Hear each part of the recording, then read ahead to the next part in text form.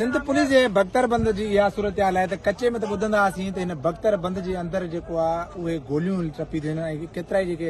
जेके जवान आहिनि उन्हनि जूं शहादत थियूं पर हीउ जेको कराची ख़ासि तौर सिंध जेका राजधानी कराची आहे डिस्ट्रिक्ट वेस्ट जे अंदरि ही अफ़गान बस्ती ढाइण जेको अमल जेको जारी आहे उते जेका बख्तरबंद आहे उनजी सूरत हाल इहा आहे त ही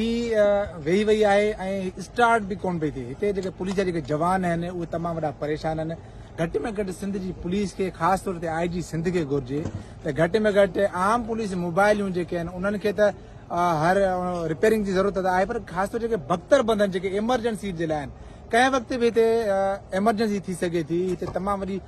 कशीदगी वारी सूरत हाल आहे त सिंध पुलिस जे बख्तरबंद जी हीअ सूरत हाल आहे। केतिरा ई दफ़ा हिते जेको हमला थिया आहिनि पुलिस ते अटैक थिया आहिनि मुख़्तलिफ़ हंधनि जॾहिं ऑपरेशन थींदा आहिनि त पुलिस ते अटैक थींदा आहिनि। हीअ जेके जवान आहिनि पुलिस जा उहे पंहिंजे बचाव लाइ जेके बख्तरबंद जो इस्तेमालु कंदा आहिनि पर सूरत हाल इहा आहे त बख्तरबंद जेका आहे उनजी सूरत हाल बि इहा आहे त न स्टार्ट थिए थी न वरी जेको आहे थोरी हुन रस्ते में जॾहिं फासे थी त उनजे निकिरण जो को आसरो आहे। इन करे फौरी तौर ते सिंध पुलिस खे ख़ासि तौर ते जेके गाॾियूं ॾिनियूं थी वञनि घटि में घटि उहे गाॾियूं जेके बहितर थियणु घुरिजनि।